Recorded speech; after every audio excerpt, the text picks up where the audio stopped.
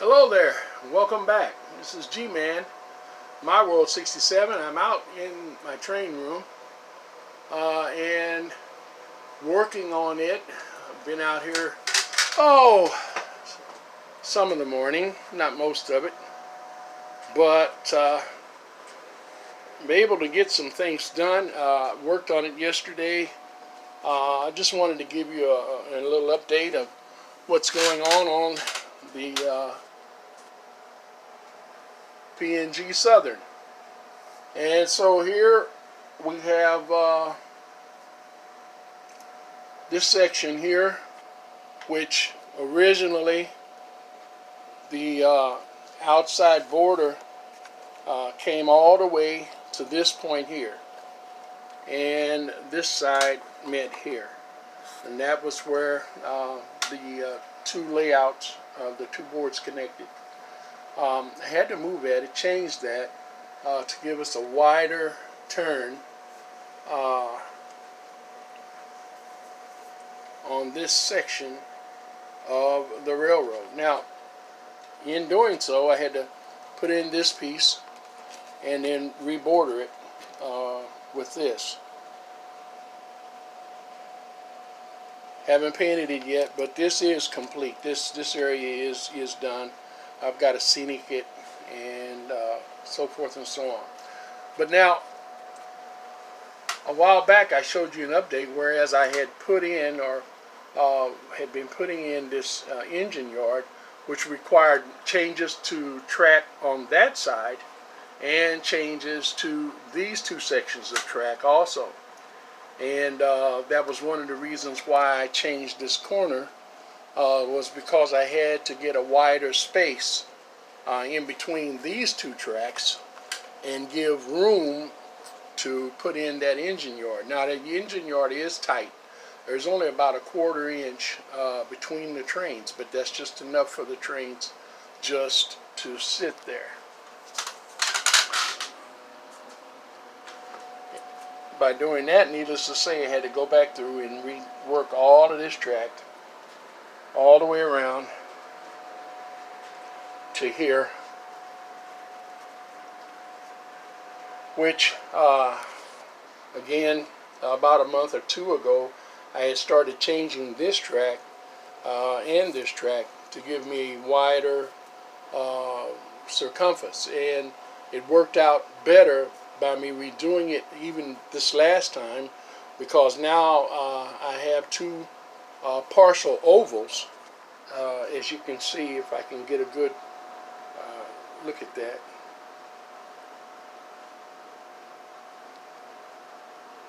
Instead of just a round track, and this works great. It's also been giving me a chance to eliminate some of those track problems that kept developing, that I couldn't figure out why they were developing. And I did actually get rid of some of them. Had to redo this section too. This is the section that goes up into that curve. And had to, went ahead and realigned it, got it straighter. There was areas in the track where they were kind of crooked, and I didn't notice it when I had put it in originally.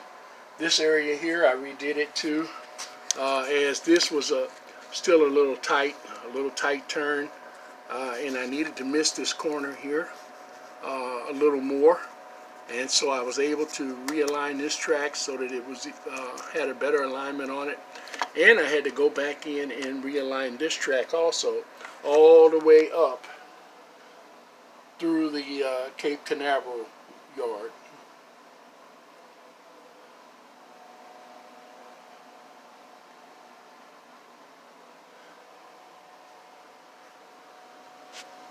Now, what I'm still having a problem with, and it's been a problem off and on, and you probably can't see it very well. Let me see if I can get some light on it. Is that switch that's right there. That switch goes off. It takes a turnout into the mountain there, just a little short turnout that dead ends. And for some reason or another, this switch, I've changed it out 2 or 3 times, but this switch right here in this area has always given me problems. This has been the best working switch out of all the ones that I've put in that area. And once in a while, and I can't figure out what it's doing, it will cause the trains either to stop on it or they won't go completely through it. It'll cause them to derail. And we're going to figure that out. We might have to take that switch completely out.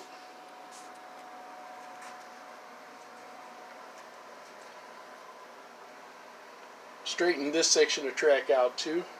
Had to realign it.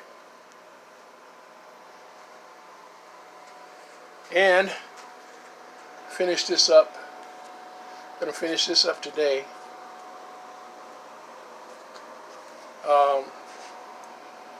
This section of this upper level for the S gauge would actually set right here. And it came across from here to here. And it was a little cramped. I didn't like the opening, the way it was done. And it was just a poorly designed thing on my part, but I had used parts from the very first layout that I had built out here, and that's what I do. I repurpose things, and I used it. I managed to work it in and get it in, and I thought it was going to be okay, but then finally I realized that I was going to have to change that. So that was one of the second times that that's been changed. Now we have it so that it's open more. It's going to be a lot better.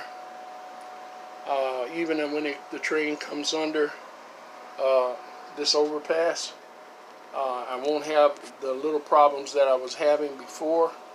I had an extension that was coming clear out here with this little mound, and it was partially exposed, and I had to go ahead and get rid of that. That was in the way. And then coming back up over here, you see I still got to put in some grass, which is actually carpet, turf carpet, and we're going to get that done hopefully today, and get that done.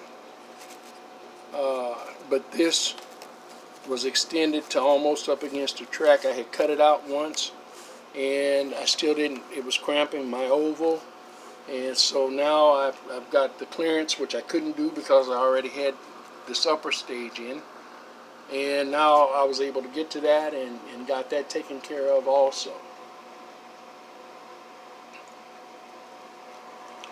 I don't know what we're going to do over here for sure, whether we're going to leave it like that and just scenic it or make some more changes in it. But we will hopefully be completing that up in the next couple of days.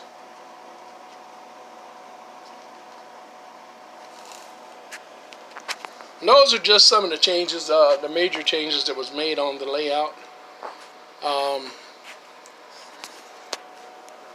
Just show you, I was having problems with this section of the upper gauge layout, the S gauge layout.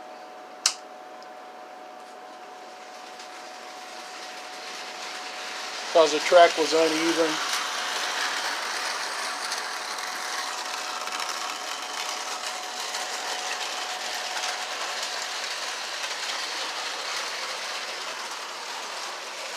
I noticed things this time that I had never noticed before, because I was always pushed myself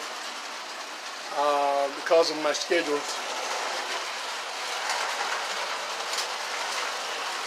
That I didn't catch before when I was building it. I rushed to build it, rebuild it. Various reasons, you know, the floods, the weather.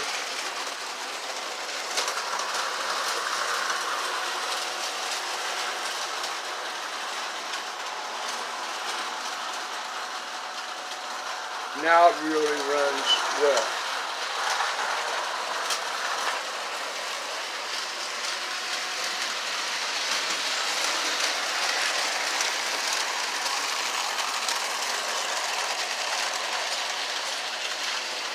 run the upper one for you. The main line on the S gauge. But I want to work on this bridge.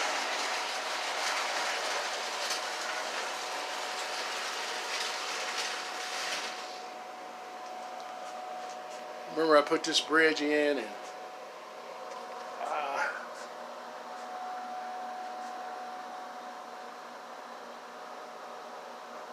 and it worked okay, but I'm having some problems with conduction.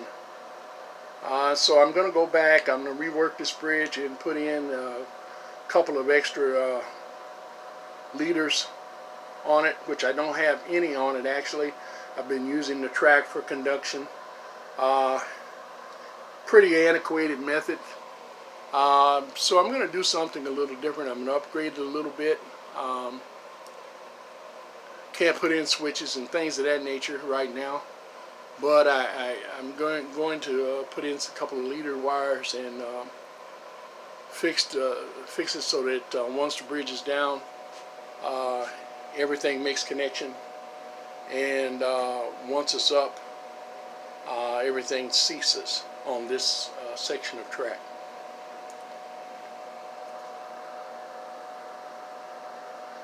And I'll give you more on that as I get to that, which hopefully will be one day this week, before Wednesday, or by Wednesday. Alright, that's all I have for you. This is G-Man. There is one last thing. I had mentioned possibly getting rid of a lot of my lino. I don't have a whole lot of lino, but I do have some pieces that I'm going to be letting go of. And I'll show you right quick what they are.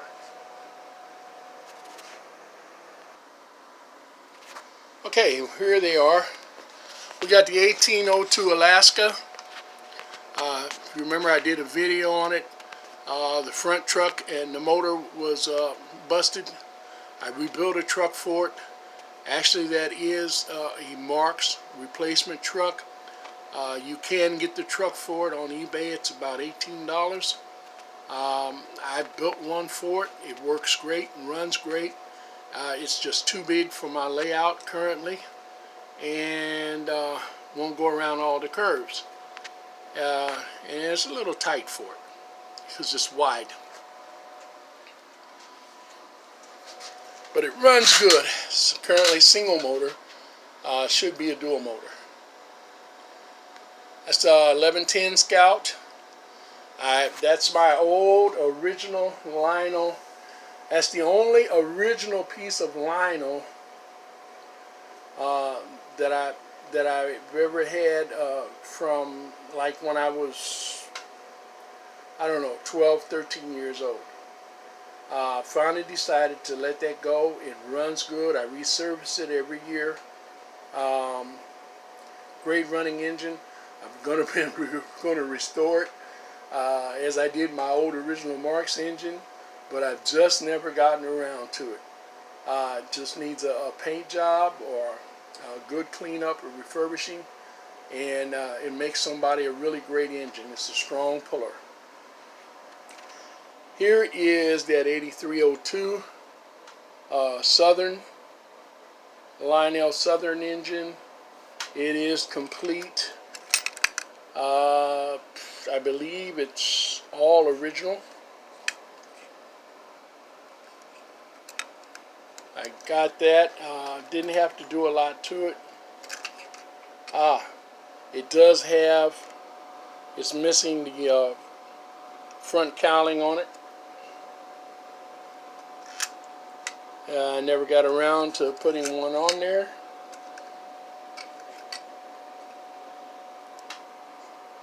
But you can cut that off of another old body and glue it on. The engine runs good on it. Have no tender. I may have a tender for either the 1110 or this 8903. Now this 8903 is DC, and that's the only thing about it is it's DC. I have the diode, and I was going to, thanks to Ben cluing me in on that, I was going to go ahead and change it over with the use the diode and change it over to AC, but I haven't gotten around to it. It runs perfectly like it is on DC, but it will run on AC if you put that rectifier diode in. You want to know about that, you see Ben's Trains, and Ben's got several videos on that. And there's this 8040 that I just got. I got it running. It is running. As a matter of fact, I fooled with it a little bit. I wasn't going to fool with it anymore. I fooled with it a little bit more, then I let it sit 24 hours. And now it's running pretty decent. Still not running like I think it should run, but it is running good. It pulls at least six cars with no problem. I don't run long trains, long consists, because I don't have that length, that type of length in my track. My longest section of track is like, probably maybe 8 feet.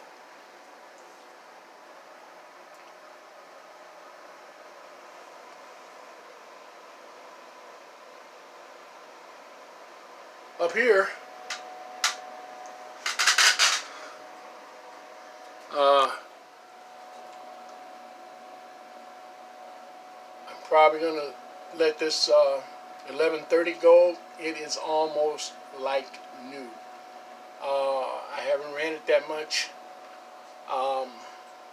Runs great. Like I say, it's just almost like new. That is the original tender for it. Really good engine. I had got it to replace the one that goes up here with my 8213 Rio Grande set until I finally got my Rio Grande up and going. You remember I just did a video on that 8213. I put another motor in that shell and got that up and going. So that Rio Grande set will not be going because I've got a lot of work and a little bit of money tied up in it. But that 520 back there, it's rough, but it runs, and it runs good. It's a really fast engine. That Lionel refrigerator car will operate. Hasn't operated in probably 7-8 years, but it should operate. It might need a good cleaning. I wish I could get you a better picture of it, but I can't get back there to it right now. On this level up here, the fire cars, they are, one is a refurbish and the other is a rebuild. It's custom, and the number 52, and you see I have a 52C on that to let you know that it's a custom car.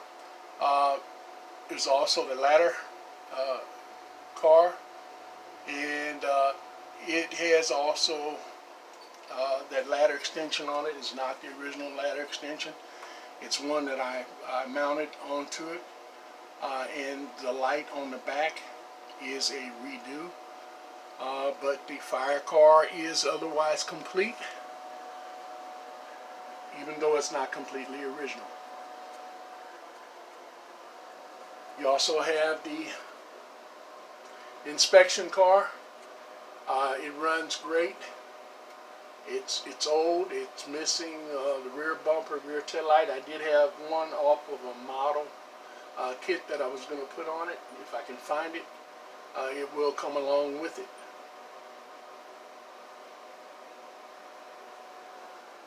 And I've got this Texas Special that I had got here a while back. Had a wiring problem, and it is what it is. Nothing's broken on it. It has its horn. Someone just said painted it white, and I kind of liked it, so I left it like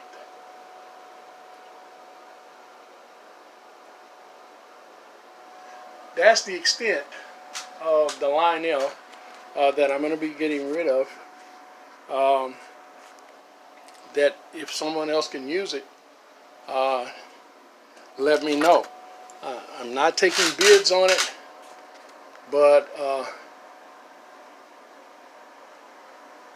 I don't want to discuss price on this unit. So if you're interested in any of those trains or all of those Lionel trains, give me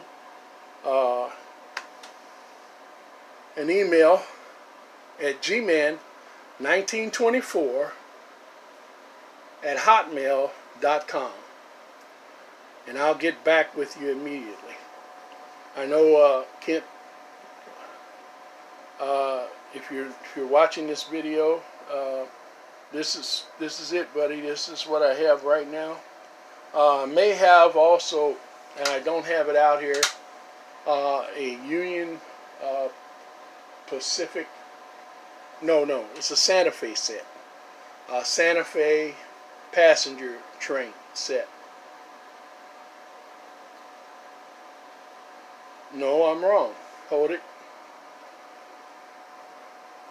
Just looking at my notes here. It's an Amtrak set. An Amtrak set from, I don't know, 1968 or something. Had it a long time.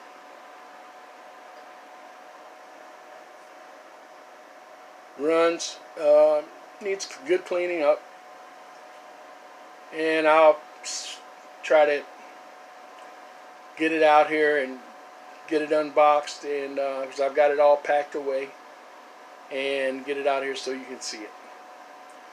Alright, that's all I have for you for now. I hope you enjoyed the video. As always, happy rails until we meet again. Bye-bye.